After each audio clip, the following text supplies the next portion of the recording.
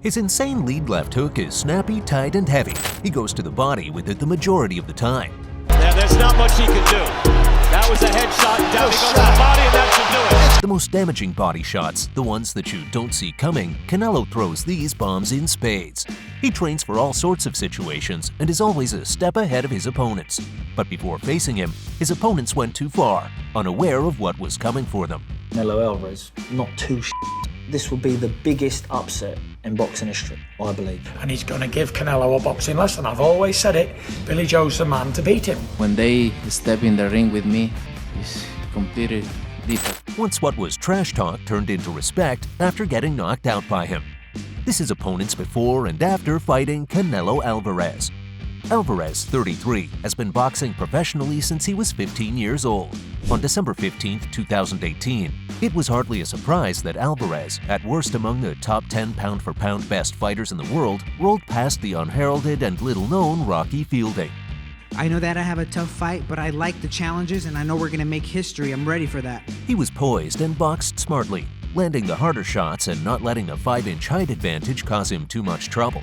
He dropped his opponent 3 times with wicked hooks to the body. Keep Canelo Alvarez at bay. And he takes him in. Oh! Shot, and he is being shot down. Including the left that counted as the 4th knockout in the 3-round stoppage. Gonzalez makes the right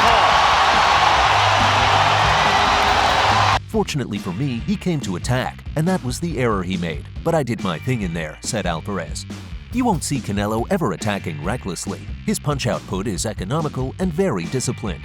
He likes to break his opponents down throughout a fight and win by either decision or late stoppage.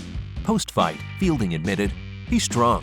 I was catching some shots, but he kept coming forward. The body shots were really tough. He placed his shots well and he caught me. I stood there too long and tried to mix with him. I gave it everything and the better man won." You know what I mean, when I was staying there and catching him and that, but he still come back, he was putting his shots together well and that. By earning his 2nd super middleweight world title, Canelo's next target was Sergey Kovalev's WBO title. Kovalev was a former top 3 pound-for-pound fighter who had a height and reach advantage. I don't feel that, I don't think that Canelo will win me. Not to mention that Kovalev stuck to a disciplined game plan that saw him work tirelessly behind the jab. But still, he was concerned by Canelo's left uppercut, hook, and defense. The most dangerous, his left uppercut, right hook, has a very good defense. Both men demonstrated incredible levels of skill and power. However, it's all over with the shot that came from nowhere. Kovalev got caught with a massive left hand, and it was over the moment it landed. Alvarez stole Kovalev's WBO title with a stunning 11th round stoppage. An emphatic ending to what was a quiet, tactical fight. Despite the lack of action, that was a stunning finish from Canelo. Post-fight, Sergey claimed that Canelo is really a great champion. It's okay, it's a good experience for me. Canelo is a really great champion, With the possible exception of his fights against Gennady Golovkin, it's difficult to argue Alvarez has ever looked out of command or been in serious trouble in the ring. On February 27, 2021, Alvarez risked his WBC, WBA, and Ring Magazine titles, as well as potential major money-making fights, by facing Avni Yildirim, who was coming off a technical decision loss to Anthony Durrell 2 years ago. It's my time. Saturday is for everyone, it's showtime. But the reality was, for this fight, Canelo was the heavy favorite with a record of 55 wins and 36 KOs. And the fans were totally right.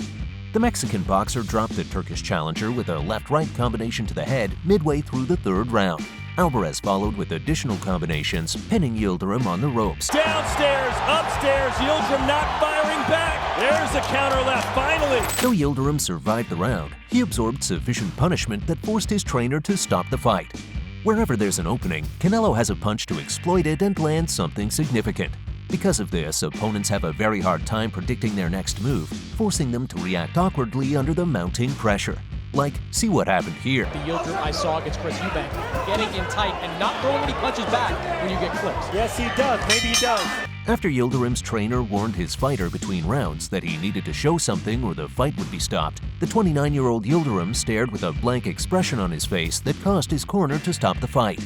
Thus, he was unable to rise for the 4th round, and a one-sided fight was officially over.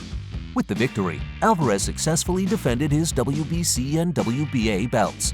Post-fight, Alvarez was like, "I came and did what I had to do. I had to win by knockout, and I accomplished it." Yes, you did, Canelo. However, don't you think the match will really heat up when the opponent steps up their game? On May 8, 2021, the crowd for Alvarez-Saunders is believed to be the biggest gathering in the United States since COVID-19 became a pandemic, and the winner became a three-belt 168-pound champion. But before the two best super middleweights in the world locked horns, they were feet away from each other. Canelo has vacated his WBC middleweight title, a little ginger prick. But typically, Saunders overstepped the mark when he mocked a Mexican ESPN reporter. He taunted, "Your breath smells like shit." You love the beef, the Mexican. You love the beef, yeah. Well, mocking anyone out of business is not a good thing, Saunders. He realized this the moment when Alvarez turned the fight in his favor during the pivotal 8th round. Though Saunders boxed confidently during the first 7 rounds. After all the trash talk Billy Joe Saunders has given us, I think we're gonna knock him out. Alvarez evaded a right hand from Saunders in the 8th round and with crunching precision unleashed a devastating right of his own. Only 2 rounds old. Saunders took an awkward step back and now he's holding on. This turning shot came in the middle of the ring. Alvarez unleashed a looping right uppercut that hit Saunders squarely on the right eye as the fighter from Hatfield attempted to duck beneath it. You see Canelo. And look, the right eye of Saunders is swelling up. Canelo Opponents and makes them weary of the shots that are coming their way. He's like a matador. The aftermath was horrific.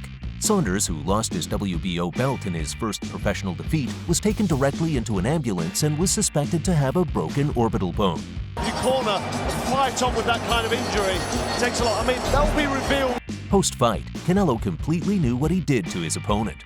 I think I broke his cheek, and I knew he was going to come out. And I get to the corner, and I told Eddie he's not going me out. This fight is the answer that Coach Reynoso has taught Canelo well.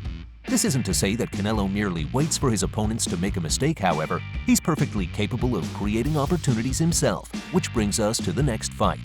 On November 6, 2021, Canelo was scheduled to square off against the Sweet Hands. You keep laughing, motherfucker, because you know when you're going to find out? The same time, you know when they found out? Mark my word. Caleb Plant, with 21 wins and 12 KOs, defeated Jose Uzcategui in 2019 to win the IBF strap and had defended the belt 3 times. But for Canelo, he was the most disliked opponent of his career, and Canelo promised to punish him severely.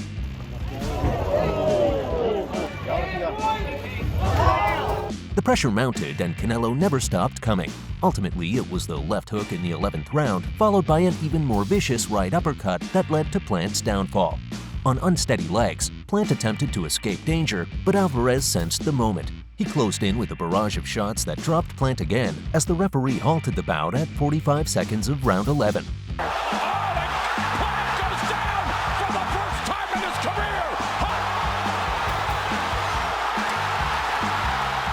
It was yet another dominant performance from one of the sport's most dominant champions. Post-fight, Caleb and Canelo seemed to have a good moment. Don't be ashamed, you are a good fighter, man. And I'm sorry for everything. Alvarez entered the bout boxing's top star and pound-for-pound #1 fighter and exited the ring undisputed super middleweight champion, the first time he's ever collected all 4 belts in one weight class. And in the world, he became the 6th man to be a 4-belt champion. Hands down, he's currently the sport's biggest star, and for good reason. You know what truly separates Canelo from the typical Mexican boxing mold? His super defensive awareness. And the major component of Canelo's defense is his amazing footwork, which gives him the ability to pivot and move his torso incredibly well. He can move out, in, and out of range, attacking and defending from angles. The skill is clearly visible in his 3rd encounter with his longtime rival, Gennady Golovkin. He was a stronger guy, and mentally he put that, it's just so much to take on in one fight. Alvarez was too young, too strong, and too driven for Golovkin, a once great world champion who is now a 42-year-old man in the unforgiving ring. I think you'd be really foolish to believe that he's not going to come out aggressive. The reason Canelo took this fight very personally was that it would determine who was the stronger fighter. This fight is personal for me. I have a feeling Canelo will be more aggressive. Trust me, the world had no idea how right De La Hoya would be. On September 17, 2022, Alvarez dominated the entire 12 rounds with defense and a strong combination of wide overhand rights, jabs, and left hooks. Right here with that left hook. Got hook, and then Golovkin comes back with his famous hook, landed right. On the flip side, Golovkin spent the first 8 rounds working behind a largely ineffective jab, seemingly digging himself a deep hole on the scorecards. It's Alvarez who comes out. Good uppercut by Triple G. Golovkin says, bring it. Let's go. By unanimous decision victory, Canelo Alvarez retained his undisputed super middleweight championship and closed the book on one of the great rivalries in boxing history. Like a more tactic, like a chess. Today Canelo is better. Congrats, all team, guys. It's a really worth. After that, Canelo added one more fight to his resume by battering and bloodying John Ryder and floored him in round 5. By looking at Ryder's face, it's obvious that it's very hard to get a clean shot on Canelo due to his excellent defense, which is often frustrating for his opponents. And then, just as opponents are busy trying to hit the target, Canelo comes back with a devastating counter. One of those particularly frustrating opponents is Jermell Charlo. I come to win this fight, so no matter what he say, I come to win this fight. You believe in your skills or not.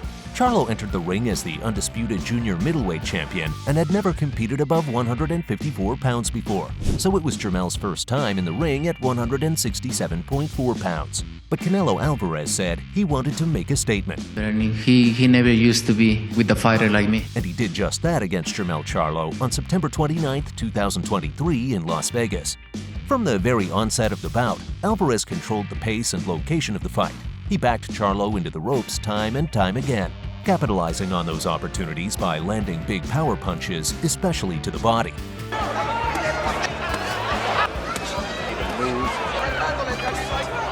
In this way, Alvarez managed to defeat Charlo by unanimous decision and retained his undisputed super middleweight title.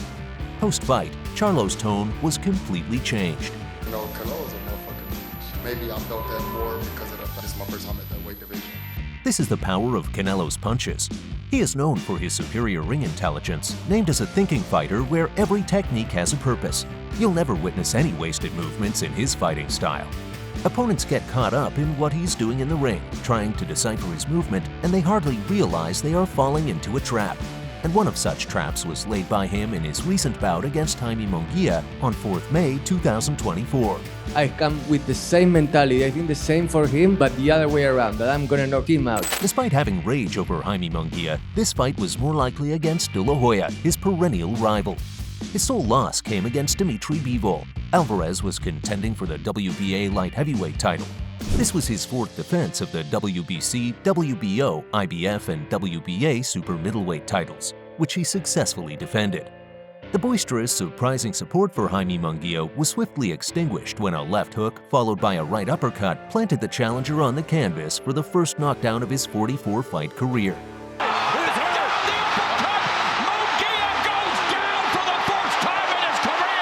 Although Munguia was busy throughout and attempted 127 more punches than Alvarez, the speed and accuracy of Alvarez's counter shots proved to be the difference.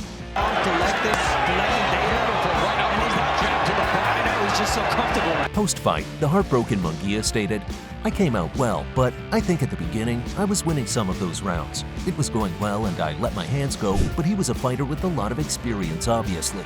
The loss hurts. It definitely hurts." His recent win made him the record holder for the most successful title defenses in the era of 4 championship belts. Now, comment down on how long you think Canelo will defend his 4 championship belts.